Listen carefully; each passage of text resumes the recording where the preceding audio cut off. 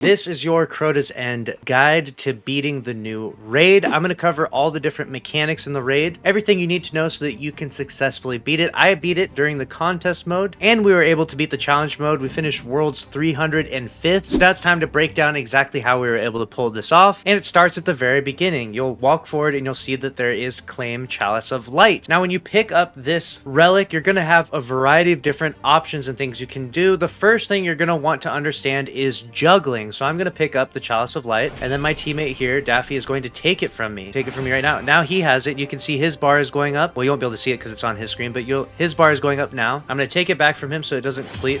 Every time you take the Chalice of Light, you'll see that there's a buff climbing on the side of the screen there. And if you get that buff completely full and someone takes the Chalice from you, then you'll become enlightened, which can be advantageous at times, and it can also be disadvantageous because when you become enlightened, you can no longer take the Chalice. Daffy is going to take it, but I'm going to wait until I have the buff fully finished here so you can see what happens. So now if he takes the buff, because I finished all 4 bars, go ahead and take it. If he doesn't take it fast enough, I'll die. You get a 10-second timer there. Now I'm enlightened. What you can do with enlightened is you can build the bridge here, and you can also pick up the sword in future encounters. So right here I interact and it says enlighten. Probably should have killed some of those ads myself. And now that I interacted with the bridge is going to begin to form. And because I died, now I need to take the relic from Daffy. So I'm going to take this from him, and the same thing will happen. If his Chalice of Light timer filled up all the way to 4, then he will also be enlightened. And what he'll do is he'll continue to build the bridge. If his Chalice of Light timer did not fill up to 4, then what he will want to do is just roam around and stay alive. It's basically a decision you need to make. Do you want to let your bar get full, or do you not want it to get full? Mine is now full, so it's a 10-second timer until I die. I have to call it to my teammate to take it. So now what I'm going to do is we're going to push up here. We're going to accelerate the enlightenment of the bridge. Got that accelerated. And with that acceleration, that is going to continue to build the bridge on this encounter and subsequently on future encounters. That's the same exact mechanic like with every raid. It just builds on the same core fundamental mechanic. So now you're doing the first encounter in the Abyss, and the first thing you want to do is pick up the Chalice of Light, and you're going to move it forward as a team. There's going to be these deposit spots that are next to the lanterns, and what you might initially notice is that the lanterns don't always light up. What you're going to need to do is actually build up that buff that you get, which is enlightenment from holding the chalice for all 4 of those bars to fill up. Those bars will actually fill up faster if you clear ads, so keep that in mind. And building up that enlightenment buff is how you will light up the lanterns to lose your weight of darkness times 10. However, I would say that this entire mechanic can be kind of skipped if you do use an eager sword. It can be a bit risky and a bit finicky, but honestly it feels a little more rewarding than slowly dredging through this entire encounter and losing your weight of darkness just from time to time. So that's how we chose to do it. It was also kind of just more fun whirling around everywhere, but keep in mind that you will attract onto Thrall, and that will totally kill you a bunch of time and probably make you wipe if you actually try to do this a bunch. So it might be better to just do the legit way of doing it, but for us it seemed a lot more fun to do this. And obviously this encounter just builds off of that same mechanic like we talked about. You have the Chalice of Light, build it up, you get your enlightenment, so on and so forth. What you can choose to do, like we mentioned before, is you can juggle it back and forth if you need to, or you can actually get enlightenment. When you get to the very end of this race, once you've finally done the entire maze here, you'll be on the platform and you will need to let someone get fully enlightened and take the chalice away from them. After you take the chalice away from them, they can then begin to build the bridge, and another teammate can begin to excel that as well by pushing the enlightenment further on that bridge. I believe you can do that up to 2 times. It'll build the bridge a little bit faster. Obviously there will also be unstoppable ogres. 2 in total will come after you, so make sure to use something that can stop them from this season. You can use that in the artifact mod, stuff like that. We ended up using unstoppable fusion rifle because that just seems to be the most consistent and most easy one to use, and that was how we made it across. Another big tip to make it across this easily is to use strand grapple. Grappling around makes this so easy, and we also threw on risk runners, so that way when the thrall were meleeing us, that ended up making it really easy just to stay alive. And another really fun way you can get through this as well is to use the exotic trace rifle, the Navigator. You can shoot those little tangles in the air, those little grapple points rather, and by shooting those grapple points in the air, you can just get through this maze really fast. We were able to successfully 4-man it with the challenge on using just navigators and warlocks just flying around. That was the strat for the first encounter. Now let's move on to explaining how to do the bridge encounter. Alright, so once you get to the bridge encounter, it's the same thing as always. Rally the flag, you're going to pick up the Chalice of Light, and then you begin to get the Chalice of Light buff build up. Now again, killing ads progresses this a little bit faster, so you want to kill ads, and your teammates killing ads also progresses it for you as well.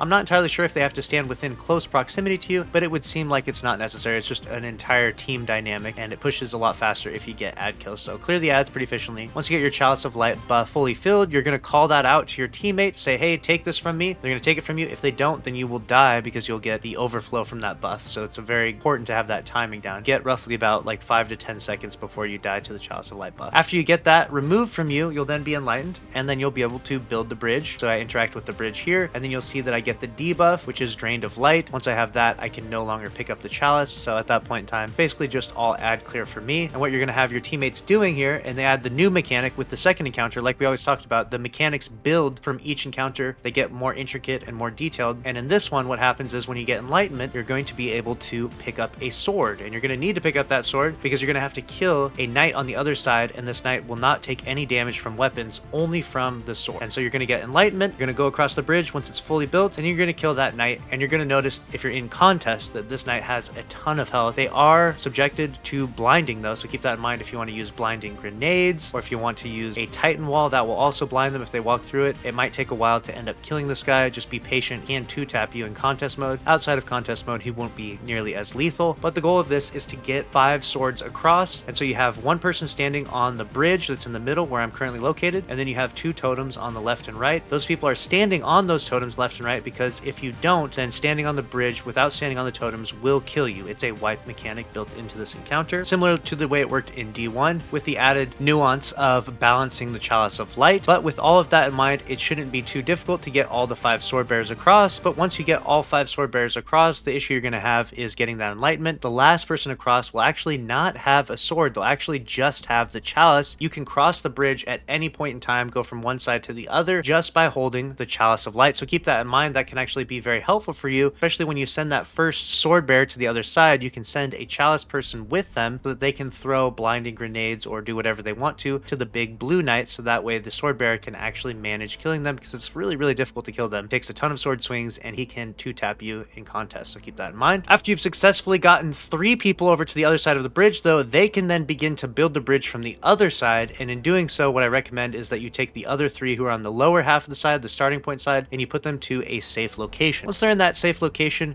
they can then begin to juggle the Chalice back and forth, so that way they don't receive enlightenment until they want to get enlightenment. Obviously, if everyone gets enlightened, then what's going to happen is that the last person is going to have the Chalice, and the 2 other enlightened people won't be able to take it from them, thus killing them and putting the Chalice back in the center of the map, which is sometimes ideal, but not always. It can alleviate some of the pressure of having to do the mechanic, but at the cost of losing a res token. So now that you've gotten the first 3 over, and then you finally get the last 3 over to the other side, you'll have all 6 people on the other side. At that point in time, you're going to need to clear all of the ads. There will be ogres that spawn on the left and right side. Wizards will spawn. Barrier knights will be there from time to time. And then suddenly there will be like 10 blue sword knights. Be very careful during this period of time because, like I said before, they can 2-tap you. And if there's 10 of them swinging at you, that is a guaranteed insta-kill. The best thing you can do to survive during this is have both a well down for healing and survivability, but also have something like woven mail or something that gives you damage resistance, so that way you can tank a few more sword hits, try to blind them, have your teammates distract them, do everything you can, and pick up those swords and slam them as much as possible until eventually they're all gone, and then you will have completed the bridge encounter. Now we move on to this hallway. The goal of this is to speed to the end where there is a chest at the end. Myself and my teammates actually rushed all the way to the end. We made it through the door, but for some bizarre reason the chest wasn't there and it was spawning shriekers on the outside. So there's still a little bit of a mystery as to how to spawn this chest in at this point in time. And while I do want this guide to be completely comprehensive, I also want to explain this to people who are very curious as to how to beat this raid. So when I do figure out how to get that chest, I will put a pinned comment below explaining it or bring you an updated guide. Moving on to the next encounter, we have the Deathsinger encounter. Now this one is very different in D2 than it was in D1. The first thing we ended up doing was having someone mark these majors with Cenotaph Mask, so that way they would drop tons of power ammo. That will be very handy later on, so keep that in mind. Then we pushed up and we put a team of 3 to the left and a team of 3 to the right, clearing all of the ads and killing all of the knights. The shriekers will then open. After killing the shriekers, you'll then be able to enter the main room where there will be the Chalice of Light once more. You'll then have someone pick up the Chalice of Light. You'll begin to clear ads, which progresses the bar faster and further. Once it's fully progressed, you'll have someone take it from them, and then that person will then begin to pursue all the different shrieker and wizard locations. You'll notice that on the map there's various different red circles in different areas, and in every different section there will either be a shrieker or a wizard. What you want to do as a team is tactically find all of the wizards and avoid the shriekers. With the first damage wave, you will need to find the location of 3 wizards. With the second damage phase, there will be 4,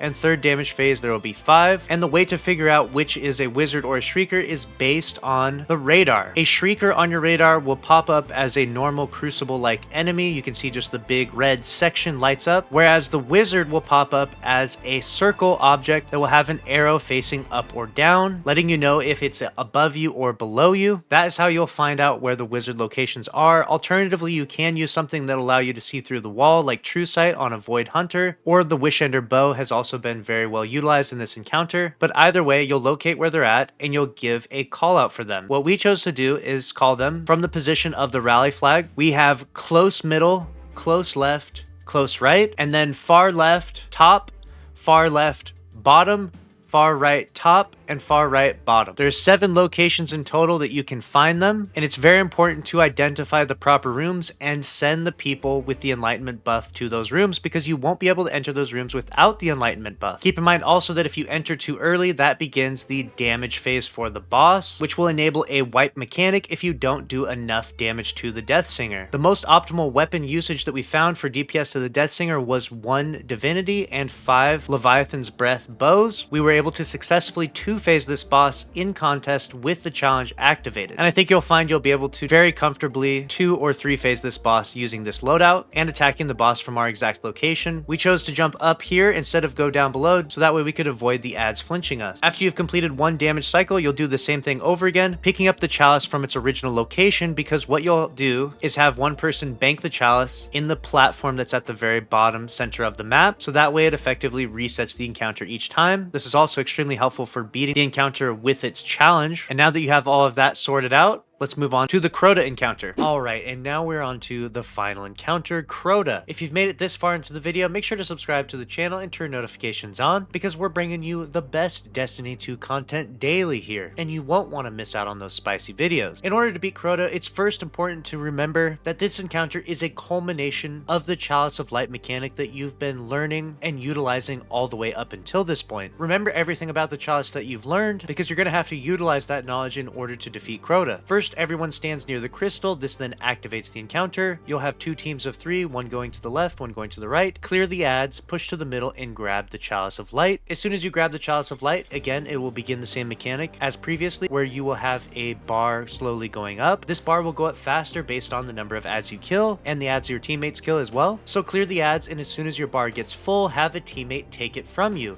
When a teammate takes it from you, this gives you the Enlightened buff, which allows you to pick up the sword. Once you have the sword, you will have infinite ammo, and you'll need to utilize it both to clear ads and to damage Crota. The way that Crota works in D2 is the inversion of the way he worked in Destiny 1. In Destiny 1, you had to bring Crota's shield down by shooting him with weapons, and then after his shield was down, you could then damage him with the sword. In Destiny 2, it's the opposite. You can only bring his shield down with the sword, and then you have to damage him with weapons. Now, in contest mode, we decided to pick up 3 swords at a time. This made for a much more consistent shield break on Crota, and also fulfilled the challenge, so we could get that spicy 48-hour emblem. So after we would go through 1 wave of clearing ads, killing ogres, killing wizards, and killing boomer knights, a new sword bearer would then spawn. A person with the enlightened buff would then pick that up. Now keep in mind, you're going to have 3 sword bearers, and then the 4th person will be holding the Chalice of Light. You'll want that person to both hold on to the Chalice of Light, fill up all 4 of their bars, and then have someone take it from them as well, solely for the fact that they will then need to break the Oversoul. The Oversoul is a gigantic wipe mechanic that activates as soon as you have broken Crota's shield and allows you to damage Crota. Lament seems to be the preferred weapon of choice against Crota, but there are various other weapons you can use, and when you're outside of contest, you could probably kill him with anything, if you're willing to go 2 or 3 phases, that is. So you'll have 3 sword bearers breaking his shield, and the best combination to do so is to hit a heavy attack immediately followed by a super, followed up immediately by a heavy attack and another heavy attack. You can just barely get the right timing to get that 3rd heavy attack in if you're fast enough, and on top of that, we had 1 person debuffing Crota using a tractor cannon to allow for even more damage. After the sword bearers bring his shield down, they will then bust out the laments, pop the wells, and begin going to town on Crota using the best optimal lament combination, which can actually vary based on whether or not you have loosened blades on the chest piece, but it's roughly charge the sword, do some light attacks, do a heavy attack, do some light attacks to regain your sword charge, and then